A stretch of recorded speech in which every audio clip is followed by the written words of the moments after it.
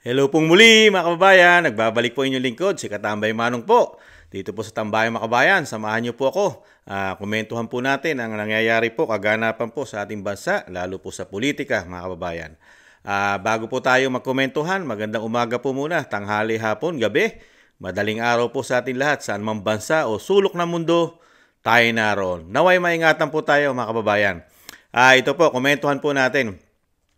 Una po nating pakinggan po, ito pong sinabi po ni Secretary Bersamin po, Executive Secretary, na ang ating daw presidente ay napakagaling, kahit po hindi siya abogado, ay napakagaling na pangulo. Kaya nga lang po, hindi po daw siya binibigyan ng credit ng mga Pilipino dahil po daw may patama pa siya, dahil daw po hindi raw po kasi siya palamura mga tambay. Pero napakagaling daw po ng Pangulo ayon po kay Executive Secretary Bersamin. At syempre po, komentuhan din po natin dahil malapit na po. Alam naman po natin, magpapalit na po ng Pangulo sa Amerika at meron pong gaganaping inauguration ang Amerika. Pero nagtataka po ang mga Pilipino, bakit kaya hindi kinumbida o hindi invited ang Pangulo ng bansa? Samantalang ang Pangulo ng bansa ay how many times? Napakadalas pong pumunta ng Amerika. Di po ba? Dahil nga po tayo ay talagang nakadikit sa Amerika. Bakit po kaya? Ano kaya ang dahilan at hindi kinumbida ng bagong Pangulo ng Amerika na si President Donald Trump? Ang Pangulo natin mga tambay. Nakapagtataka. At komentuhan din po natin. Ito po, painggan lang po natin itong maiksi na pahayag ni Secretary Bersamin tungkol po sa kagalingan ng ating Pangulo na hindi po daw nating nakikita at binibigyan ng kredito o credit ang magaling na Pangulo po ng bansa. Dahil una-una raw po ay hindi raw po ito palamura mga tambay. Pakinggan po natin si Secretary. Is it fair to say that criticism over the budget as submitted by Congress led to something like yung conditional provisions in AKAP? No. Because even without the calls for strict scrutiny, the President will always see to it that he does that. We do that. Alam nyo si Presidente, you give him more credit than you are giving him now. He's a very ready, he's not a lawyer.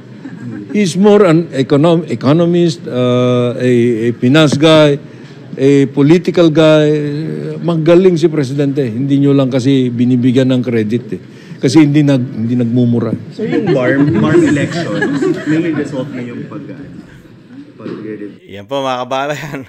Talagang napakagaling po pala ng ating Pangulo mga tambay.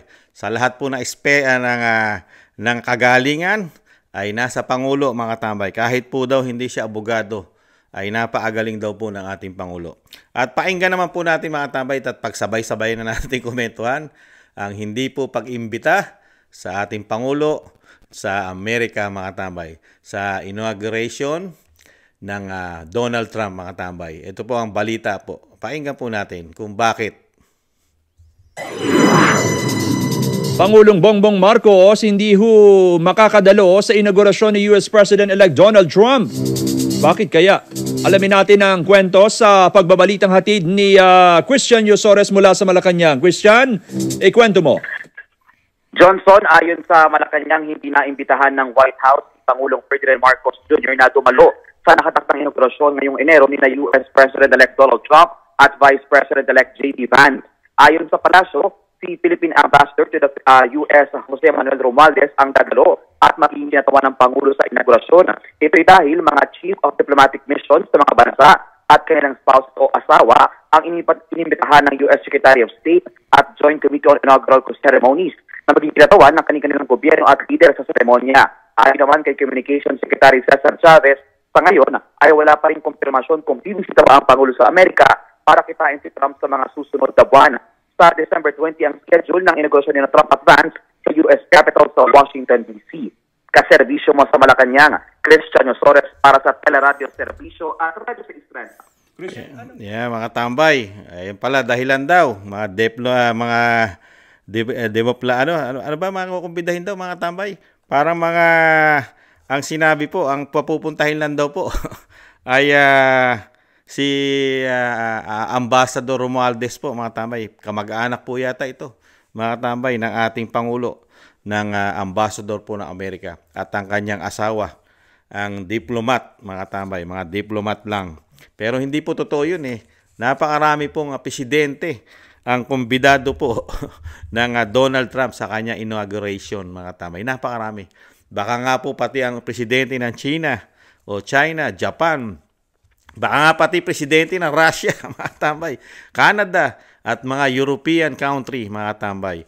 Baka nga magpuntahan po yan. Kaya lang, bakit nakapagtataka, di ba? Pati Singapore, mga presidente riyan. South Korea, mga tambay, mga kumbidado po yan. Pero bukod tangi po ang Pangulong Marcos, mga tambay. Yun nga po sinasabi natin.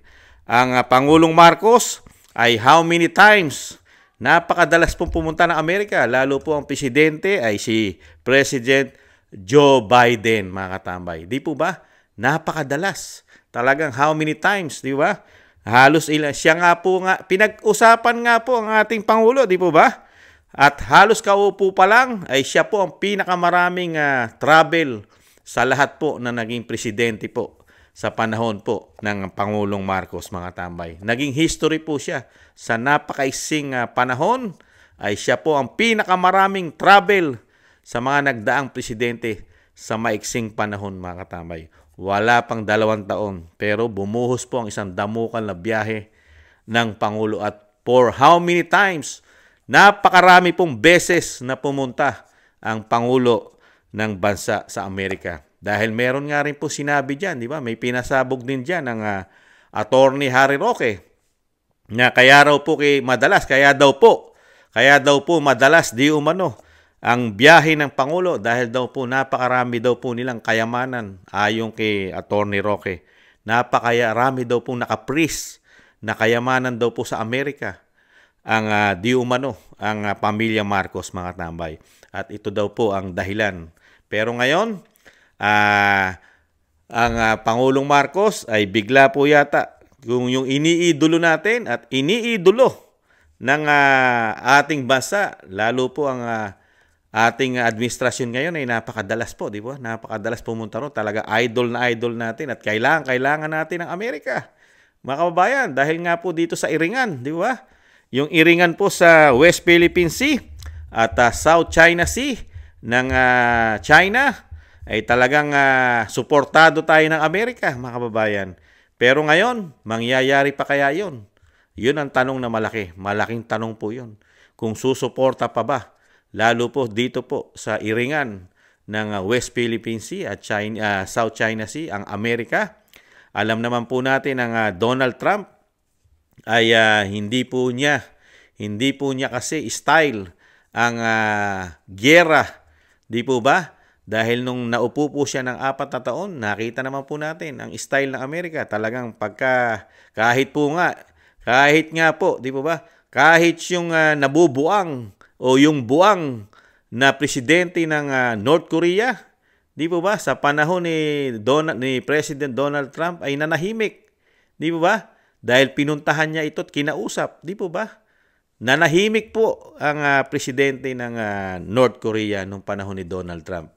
Dahil nga po, hindi po style ni Donald Trump ang giyera. Di ba? At isa pa, galit na galit po ang Donald Trump, mga katambay. Galit na galit po ang Donald Trump sa droga. Sa droga po ay galit ang Donald Trump, mga katambay. Dahil po, balita po sa Amerika na talagang isa po sa tututukan po ng Amerika yan, yung droga. Lalo po yung mga may mga kaso about sa droga, nakakapasok sa bansang Amerika. Pati nga po yung mga may kaso na mga illegal, mga TNT, ay tututukan po yan pag-upo po ng Presidente Donald Trump. Lalo po yung nakakapasok na mga illegal, mga TNT po sa bansang Amerika, lalo yung may kaso, kriminal, at lalong-lalo ang droga, mga katambay. Tututukan po ng Amerika yan, lalo ng bagong presidente Donald Trump. At balitang-balita rin po, mga tambay, sa social media. Sa kabila daw po na hindi kinumbida ang Pangulong Marcos, pero kumbidado naman daw po ang pamilya Duterte, ang Vice President daw po at ang dating Pangulong Duterte. Yan po kaya ay may katotohanan, mga katambay? Nagtatanong lang din po ang inyong lingkod. Kasi kung ito po ay may katotohanan, malaking sampal po ito sa ating pamahalaan, lalo po sa nakaupo na presidente. Nakakahiya po ito kung talaga pong totoo ang umuugong sa social media na mas kinumbida pa ang dating Pangulong Duterte at ang kanyang anak na Vice President ay kumbidado sa inauguration ng President Donald Trump. Ano kaya ang masasabi kung ito po may katotohanan sa social media? At kung ito po ay totoo nga, talagang ano naman kaya ang gagawin po ng mga sinasabi po mga detractors ng pamilya Duterte na mas pinagkatiwalaan pa ng President Donald Trump ang pamilya Duterte kaysa po sa Pangulo po ng ating bansa. Bakit kaya? Nagtatanong lang inyong lingkod. Hindi kaya yung pinapuputok ni Maharlika na matagal na pinapuputok ni Maharlika na bibigyan daw po ng kopya ng USB ni Cathy Binag ang pamahalaan ni Donald Trump, ni President Trump, mga katambay, ay bibigyan daw po o ipapakita ang USB. Yun sa mga vlog po yata, kumakalat po yan sa vlog po yata ni Maharlika. Dahil ang Maharlika po ay nasa Amerika at yun po ang sinasabi po sa mga vlog ni Maharlika na kailangan daw pong makita ng bagong presidente ng Amerika ang USB na hawak ni Cathy Binag. Ang tanong po natin, hindi kaya nakita na o napanood na kaya ng President Donald Trump ang USB ni Cathy Binag? Mga kababayan, nagtatanong lang po. Kasi, sa kabila po na tayo po ay talagang nasa Amerika, ang ating, matagal na po tayong kaalyado ng Amerika. Di po ba? Napakatagal na tayo kaalyado ng Amerika. Talagang sa kasaysayan na po ng ating bansa ay hindi na po mawawala ang Amerika sa ating bansa, sa ating kasaysayan. Kahit po tayo'y sinakop ng Amerika at napakarami pong pinatay na mga kababayan natin, mga Pilipino, katulad na lang yung Palanggi po ba yun? Palanggi Bell. Napakarami po nating mga kababayan ang pinatay doon.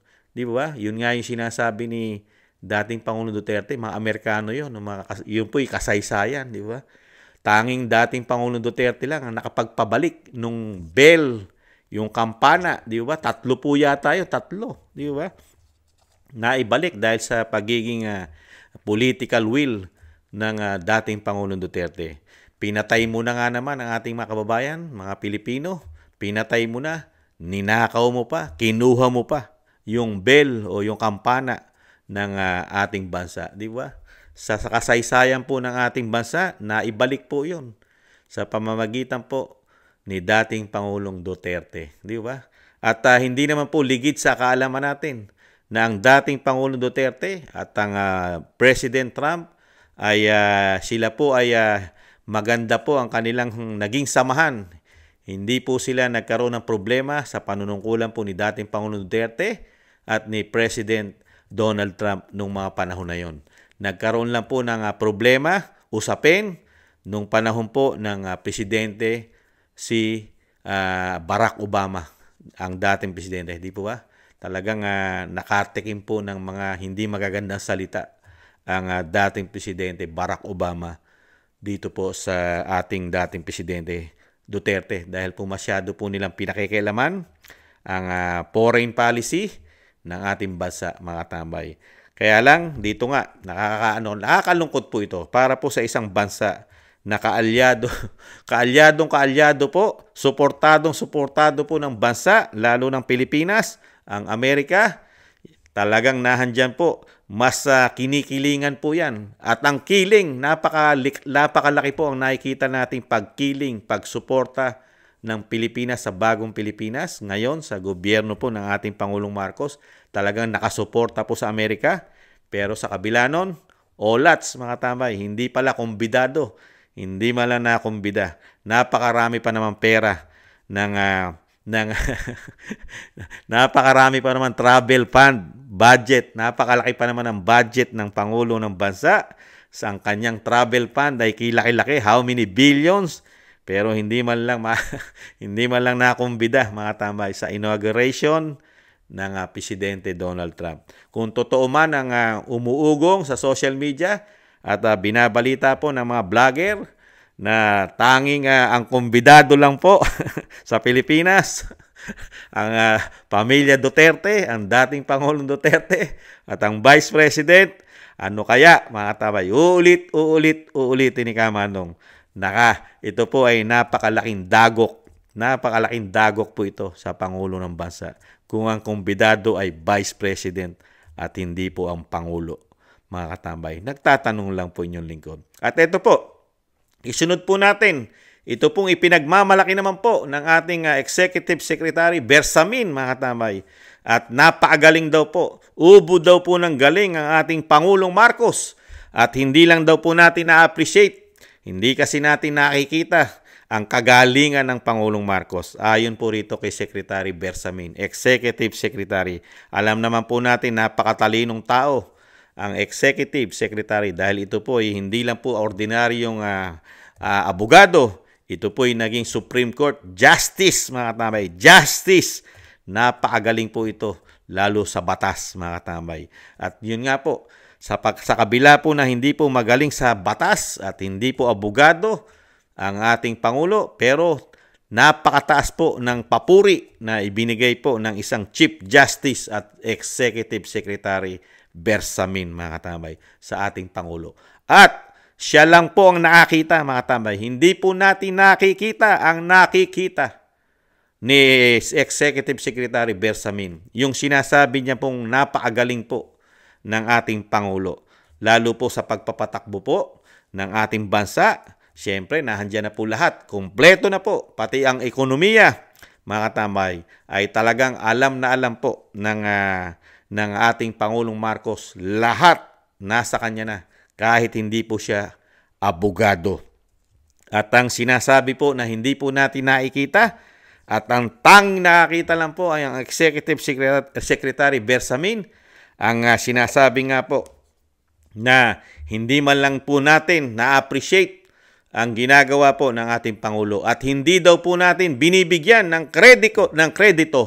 Wala raw po tayong binibigay na credit o kredito o napakataas na grado sa Pangulo, mga katambay. Bakit daw kaya?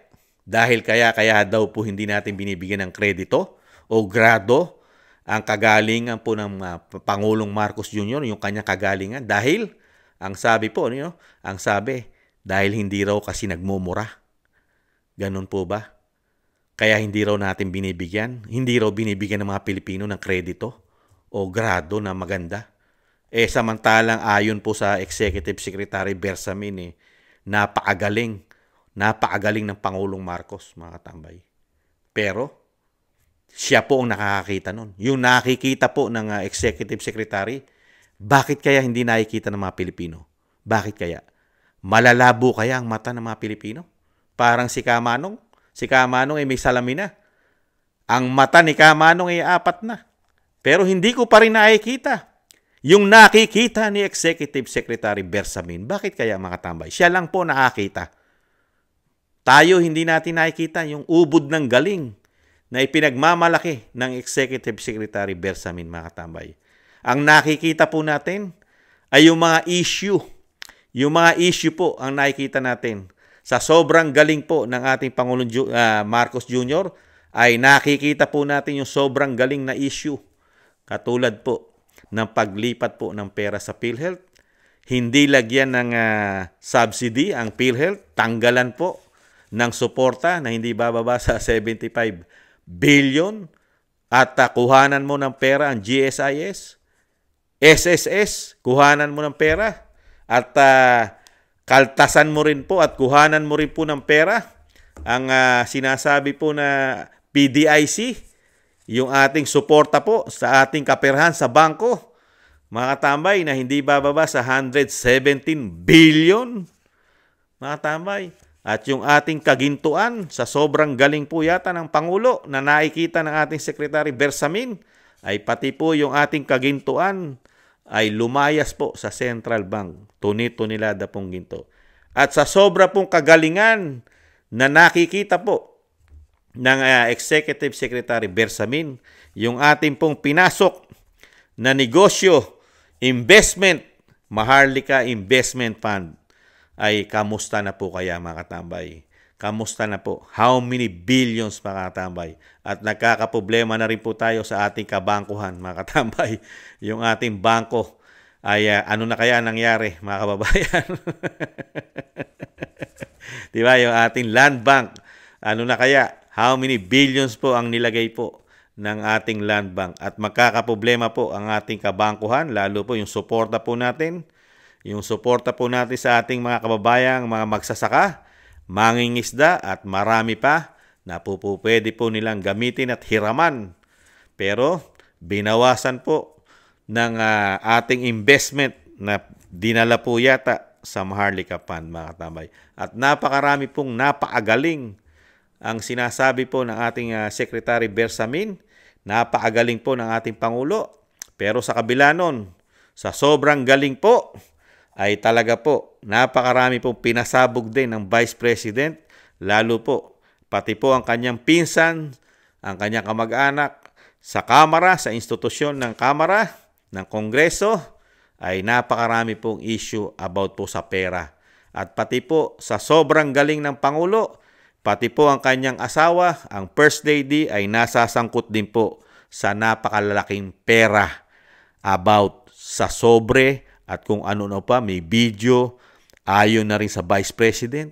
Ginagamit ang kanyang pinagtrabahuhan nung siya'y Secretary ng DepEd, ay tumatawag pa raw ang First Lady sa kanya personally about daw po sa pera na hindi naman daw po siya halal ng bayan. Sa sobrang galing po ng Pangulo na hindi po nakikita ng mga Pilipino, ang nakakakita lang po ay si Secretary Bersamin mga katambay. Kaya nga po ang ating ekonomiya, nakita po natin, sobrang taas lahat. Pero ang sweldo ng taong bayan ay kakarampot. Hindi na po balance, hindi na balanse ang sweldo ng mga Pilipino sa sobrang taas ng bilihin. Halos wala na. Wala na. Ang iyong kinikita ay wala na. Hindi na makakabuhay halos ng isang pamilya, lalo kung may pinag-aaral ka pa. Di ba? Sa sobrang galing po na napagkikita, sa dami po at sobra-sobrang galing ng ating Pangulo na nakikita ni Executive Secretary Bersamin mga katambay. Nakita niyo po, sobrang galing. Nangako na naman po ang ating Pangulo, natututukan na po ang pagtaas ng bilihin at ekonomiya ng ating bansa. Pati daw po ang bigas ay tututukan na sa sobrang galing mga katambay. Halos taon-taon po ay talagang napaagaling ng ating Pangulo. Dadating po ang budget ay napaagaling po ng Pangulo. At lalong-lalo po, pag darating na po ang SONA, ay ubod po ng galing ang Pangulo natin. Napakarami pong achievement mga katambay.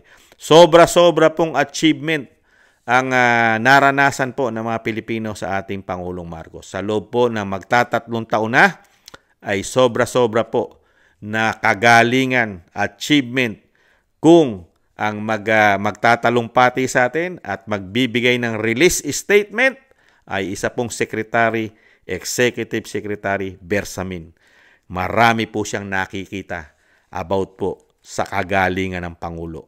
Pero tayo po, apat ng mata ni Kamanong, ay hirap na hirap pong makita ni Kamanong kung ano-ano po yung kagalingan. Dahil wala naman pong sinabi ang executive, hindi naman po niya dinitalye kung ano-ano po ang mga achievement o kagalingan na ginawa. Kailangan po kasi, pag sinabi po nating magaling at hindi po natin na-appreciate, kailangan po kasi nakikita mo tapos na.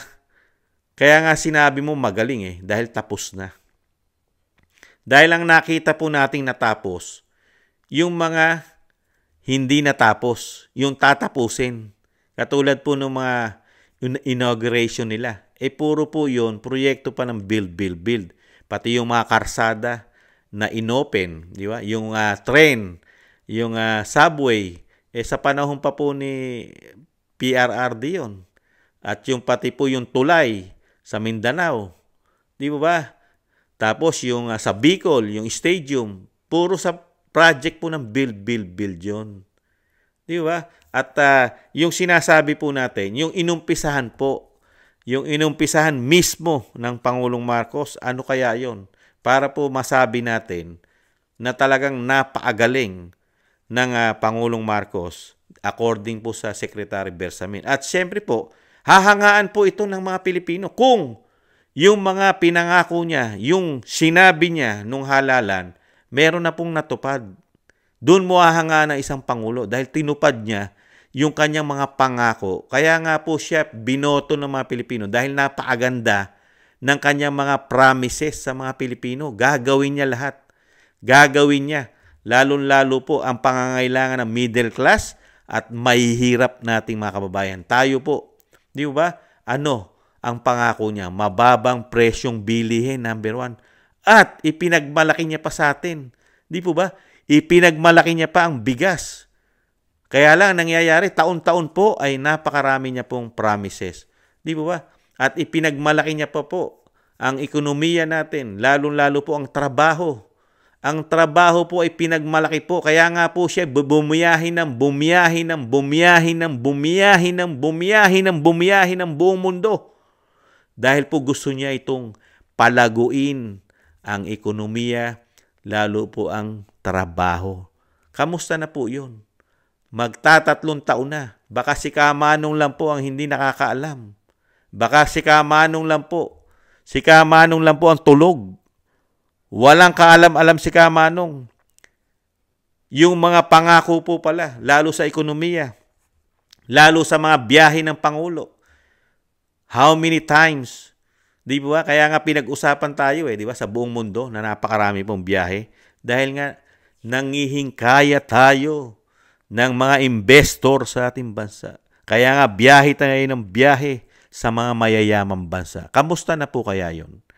Dumami po ba ang trabaho? Gumanda po ba ang sitwasyon ng bansa? Nabawasan po ba ang kahirapan? Nabawasan po ba ang Pilipinong walang trabaho?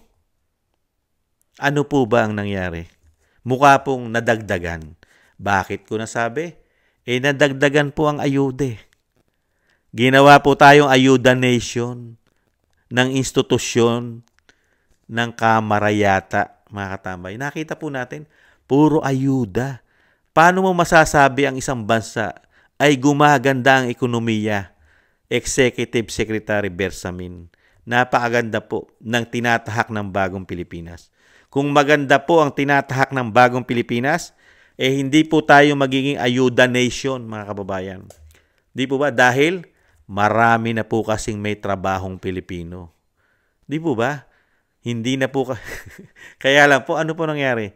Ginawa po tayong ayuda nation. Paano mo sasabihin gaganda at napaagaling po ng Pangulong Marcos kung nakadepende po tayo at nakadepende po ang mga kababayan po natin sa ayuda. Pero yung solusyon na pinangako mo nung halalan ay hindi naman natupad. Pabababain ang presyo ng bilihin. Kung totoong bababa ang presyo ng bilihin, di sana wala tayong mga ayuda ngayon na sinasabing kapos daw kailangan suportahan. Kaya, binobobo lang po binobobo lang po yata ang mga Pilipino ng isang Executive Secretary Bersamin. Siya lang po yata ang nakaka-appreciate ng napakaganda ng ginagawa po ng pamahalaan. Bakit kaya? Malaki kaya ang lagayan? Malaki kaya ang partihan? Malaki kaya ang nailalagay nila sa kanilang vault? Lalo po pagka tapos na't napirmahan na po ang pondo, ang budget ng gobyerno para po sa 2025. Hindi kaya? Nagtatanong lang. Kaya po masasaya po ang gobyerno, ang taong gobyerno ngayon, masasaya lahat. Ganun kaya? Kaya wala po silang nakikitang kahirapan ng mga Pilipino. Wala silang nakikita ang mga Pilipino ay nagdurusa, nagtitiis. Hindi na halos makakain ng 3 beses ang araw ang mga mahihirap nating kababayan. Nagtitiis na lang po. Nag-iintay na lang po dahil wala tayong maraming proyekto na makapagbibigay ng trabaho. Kaya po ang inaasahan na lang po ngayon ng mga Pilipino, yung ayuda na para tayong mga timawa sa pera na mismong galing din sa atin. Pero nasa kanila yata ang kredito. Sila ang credit, kanilang muka ang mapagkikita yata natin. Nagtatanong lang po inyong lingkod. Wala pong nakikita pong kahirapan ang ating gobyerno, mga tambay. Ang nakikita po nila ay napakagandang ginagawa. Achievement. Hindi natin binibigay dahil hindi nagmumura, mga bayan. Mas gusto na ni Kamanong ang nagmumura. Mas gusto na ni Kamanong ang isang presidente nagmumura, pero nararamdaman mo ang pagbabago ng bansa. At napipil mo at mismo, nararamdaman mo pati ang trabaho meron kang mapapasukan. At syempre, napipil mo na hindi sobrang taas ng bilihin. Pag ang presidente ay nagmumura, mas maganda na ang presidente ay nagmumura. Nakakakain ka naman ng 3 beses isang araw. Di ba? Meron kang presidente hindi nagmumura. Hindi ka naman makakain ng 3 beses ang araw dahil hindi nagmumura. Ganun po ba? Samantalang yung nakapaligid sa presidente na hindi nagmumura, pa-travel lang yata. Napakaganda po ng pamumuhay nila. Yata, mga tambay. Sobra-sobra po yata ang natatanggap. Hindi kaya? Kaya, mas gugustuhin na ni Kamanong. Kung si Kamanong ang tatanungin, mas gusto ko na ang presidenteng nagmumura. Nakakakain si Kamanong ng 3 beses ang araw. Mga katambay, kaysa po sa presidenteng hindi nagmumura. Di ba, mga tambay, hirap na hirap ang mga Pilipino. Magbibigay ka ng ayuda, 1 dali lang yan. Hindi tatagal yan ng 1 buwan. Pero, nahandyan pa rin po ang malaking problema. Napakataas. Lahat bayarin natin, ubod ng taas ang ating bayarin. Hindi lang naman ang bilihin, pati bayarin, kuryente, tubig, pamasahe, bilihin, at marami pang iba. Mga tambay, nakakalungkot. Kaya mga kababayan, ano sabi nga ng kababayan natin? Hindi nga raw po nagmumura ang presidente, pero ang mga Pilipino naman daw po ay panayang mura. Minumura na raw po, di umano ang presidente. Pero ang presidente, hindi nagmumura. Pero ang mga Pilipino, isang damukal na raw po, di umano, ang pagmumura sa presidente, mga kababayan. Grabe po ang galit sa pagmumura, di umano ang mga Pilipino sa presidente na hindi nagmumura. Mga kababayan. Muli po si Katambay Manong. Bago po magmura si Kamanong, magpapaalam po muna sa inyo, mga kababayan. Baka makakamura pa at magmura pa si Kamanong. Muli po mga kababayan, Happy New Year po. At daanin na lang po natin sa tawa, mga katambay. Kasi po, pagka po masyado natin na inisip ng inisip, ang presidente pong hindi nagmumura, baka po tayo mapamura din, mga kababayan. Daanin muna natin sa tawa. Dahil baka po masira ang ulo natin, mga kababayan. Sa mga pinagsasabi po ni Secretary Bersamin, di umano, mga kababayan. Salamat po, mga kababayan, sa mga nakagusto po ng ating tambayang mga kababayan sa YouTube at TikTok. Maraming salamat po. Napasaya po ng kaunti si Kamanong ni Secretary Bersamin. Natuwa po si Kamanong sa presidenteng hindi nagbumura. Maraming salamat po sa mga nagla-like, share, subscribe, and comment.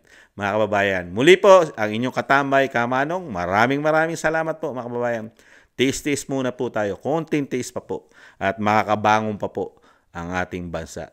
lalong-lalo po sa pagdapo po at sa pagbalik o sinasabing ang agila ng Mindanao ay makatuntong sa Malacanang. Tiis-tiis lang po.